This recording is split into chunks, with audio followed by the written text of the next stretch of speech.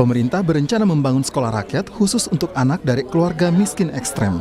Menteri Sosial Saifullah Yusuf menyebut program sekolah rakyat merupakan arahan Presiden Prabowo Subianto. Saifullah Yusuf menegaskan sekolah rakyat akan digratiskan.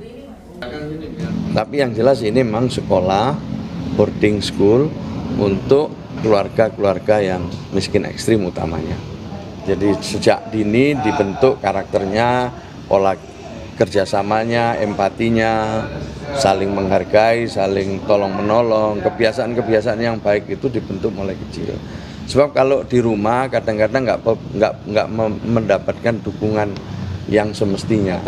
Tentu kami akan koordinasi dengan Kemenko, pemberdayaan masyarakat, dengan para ahli. Nanti kita akan laporkanlah secara berkala. Ya. Secara konsep gratis berarti? Iyalah, pastilah. Itu pasti kalau itu. Jelas gratis. Pemerintah akan membangun sekolah rakyat yang berbentuk asrama untuk keluarga miskin ekstrem. Nantinya sekolah ini gratis dan akan dikelola oleh Kementerian Sosial dengan kurikulum yang sama dengan sekolah umum lainnya. Anggaran sekolah rakyat rencananya dari kerjasama pemerintah dan swasta. Menteri Pendidikan Dasar dan Menengah Abdul Muti menyebut sudah membahas terkait sekolah rakyat dengan Menteri Sosial. Namun formatnya masih dibahas antar kementerian untuk menghindari tumpang tindih. Ya itu kan memang pesan Pak Presiden kepada Pak Menteri Sosial, dan Pak Menteri Sosial sudah bertemu dengan kami. Tinggal nanti pelaksanaannya kita usahakan supaya tetap sejalan. Nah ini nanti mungkin perlu pembicaraan lebih lanjut antar kementerian, lintas kementerian, dan karena itu adalah perintah Presiden, ya kami sebagai pembantu Presiden berusaha untuk dapat melaksanakannya dengan sebaik-baiknya. Tinggal nanti kita cari skemanya. Kekhawatiran mudah-mudahan tidak tumpang tindih itu yang nanti kita cari supaya tidak terjadi tumpang tindih. Misalnya begini. Pemerintah melalui Kemenko PMK mengeklaim jumlah penduduk miskin ekstrem terus turun dalam 3 tahun terakhir. Sekolah rakyat diklaim merupakan program untuk pembentukan mental bagi masyarakat miskin ekstrem. Tim Liputan, Kompas TV. Seberapa mendesak sebenarnya pembangunan sekolah rakyat dan format seperti apa yang akan dibentuk agar tidak tumpang tindih dengan sekolah umum dan juga sekolah rakyat atau sekolah Garuda? Kami akan bahas malam hari ini bersama Wakil Ketua Komisi 10 DPR RI, fraksi PKB, lalu Hadrian Irvani, dan juga sudah bergabung dengan Ketua Dewan Pakar Federasi Serikat Guru Indonesia, Retno Listiarti. Sebenarnya kami juga sudah mengundang perwakilan dari Kementerian Sosial, tetapi hingga kini belum juga mengonfirmasi kepada kami. Selamat malam Pak Lalu, Bu Retno. Selamat malam. Pak Lalu, jadi di Komisi 10 ini sudah mendengar adanya wacana akan membuat sekolah rakyat? Iya, kami di Komisi 10 memang sudah mendengar, baik itu melalui media maupun komunikasi langsung dengan pihak Kementerian Dikdasmen tentunya sebagai mitra kerja kami, walaupun sekolah rakyat ini nantinya berada di bawah naungan Kementerian Sosial, Mbak Audrey. Sebenarnya bedanya apa sih Pak Lalu sekolah Garuda dengan sekolah rakyat ini? Konsep sekolah rakyat ini kan berawal ketika Pak Menko Pemberdayaan bersama Pak Muhaimin bersama seluruh jajaran menteri yang ada di bawah naungan Menko Pemberdayaan melapor kepada Pak Prabowo terkait dengan data-data kemiskinan yang ada di negara kita. Nah, dari data-data kemiskinan itu ternyata banyak warga kita yang miskin ekstrim, putus sekolah, kemudian sudah tentu tidak mampu melanjutkan sekolah. Nah, oleh sebab itu Pak Prabowo dalam hal ini mencetus ide untuk membuat sekolah rakyat, yang nantinya sekolah rakyat ini diperuntukkan bagi warga negara atau anak bangsa yang memang tergolong ke dalam miskin ekstrim. Tapi Pak Lalu dengan wacana sekolah rakyat ini ada yang menduga ini kok kayak era kolonial lagi ya? Artinya dulu memisahkan antara mana pendidikan dengan status sosial seseorang. Oh enggak, jadi yang ini bedalah dengan yang dulu gitu. Jadi tentu konsep sekolah rakyat ini dengan menggunakan konsep yang baru. Sehingga hari ini sedang dilakukan kajian. Nah, jadi sekolah rakyat ini belum merupakan suatu kebijakan karena memang sedang dilakukan kajian. Nah, kajian ini tadi Pak Menteri Sosial menyampaikan bahwa mengundang semua ahli, stakeholder pendidikan, agar nantinya sekolah rakyat ini tidak tumpang tindih dengan sekolah-sekolah lainnya yang berada di bawah naungan kementerian yang berbeda. Artinya kalau sekolah rakyat ini di Kementerian Sosial, maka sementara sekolah-sekolah umum yang di luar sekolah rakyat ini kita tahu bahwa naungannya di bawah Kementerian Pendidikan Dasar dan Menengah. Nah, konsep inilah yang hari ini sedang dilakukan kajian. Apakah nanti kajiannya itu mengenai kurikulum, kemudian dampak sosial yang ditimbulkan. Masyarakat, pemerintah hari ini sedang betul-betul ingin mendapat masukan dari seluruh pemerhati pendidikan, dari seluruh stakeholder pendidikan tentang sekolah rakyat ini, Mbak Audrey. Oke, kalau menurut Bu Retno sebenarnya wacana ini bagus nggak sih? Atau sebenarnya bisa aja dibangun di sekolah biasa, sekolah umum biasanya? Ya, pertama tentu niat baik ya, awal ini pasti niat baiknya Presiden, tentu kita harus apresiasi.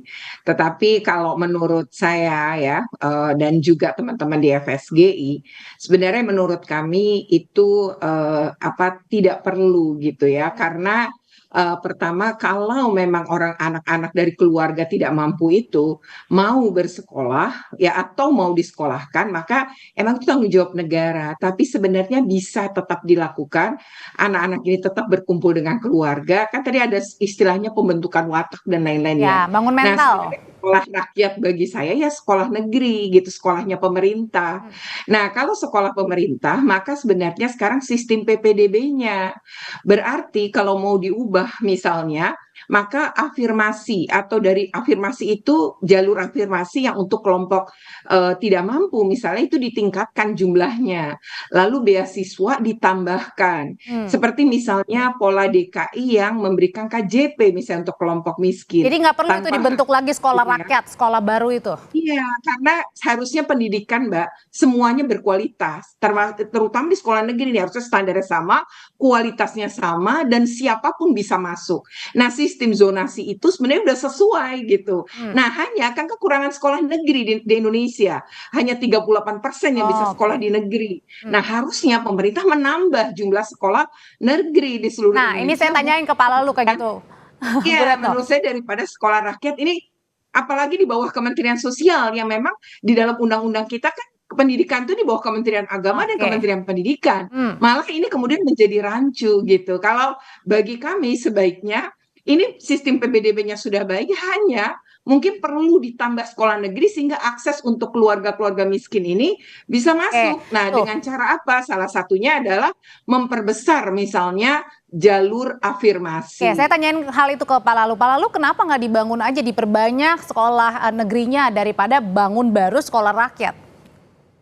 Jadi yang pertama tentu kita apresiasi dulu lah niatan dan hajatan Pak Prabowo ini, karena Pak Prabowo melihat bahwa hari ini warga negara kita ini kan masih ada yang tergolong dalam miskin ekstrim. Nah, beliau tidak menginginkan ketika nanti orang tuanya masuk ke dalam miskin ekstrim, kemudian anak-anaknya juga akan mewarisi yang namanya miskin ekstrim tersebut. Nah, sehingga dibentuklah sekolah rakyat ini untuk betul-betul mendidik, mencetak generasi unggul yang tadinya awalnya miskin. Tapi kan bukan ekstrim. berarti kalau misalnya tergolong masyarakat miskin ekstrim ini juga kemudian karakternya tidak unggul kan, Pak?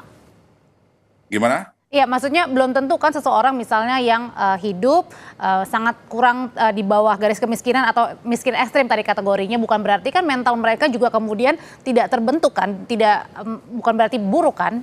Iya betul, tetapi memang ada kekhawatiran nantinya kalau misalnya tidak negara hadir, maka jangan sampai ke depan akan mengalami hal yang sama dengan keluarga atau orang tua mereka hari ini. Tetapi begini Mbak Audrey, yang perlu kita apresiasi hari ini bahwa niatan Pak Presiden Prabowo ini betul-betul concern terhadap dunia pendidikan kita. Ini yang perlu kita apresiasi dulu. Bahwa nanti kemudian sekolah rakyat ini jadi dibangun atau tidak, merupakan kebijakan resmi dari Pak Presiden Prabowo atau tidak, ya nanti kita lihat sesuai dengan hasil kajian. Masukan-masukan yang disampaikan oleh Bu Retno, kemudian teman-teman para ahli-ahli pendidikan, para pengamat-pengamat pendidikan, dan seluruh stakeholder pendidikan tentunya sangat dibutuhkan hari ini dalam rangka menentukan apakah kebijakan ini perlu dilaksanakan atau tidak. Kemudian yang terpenting lagi adalah sinkronisasi, koordinasi antar lembaga atau kementerian.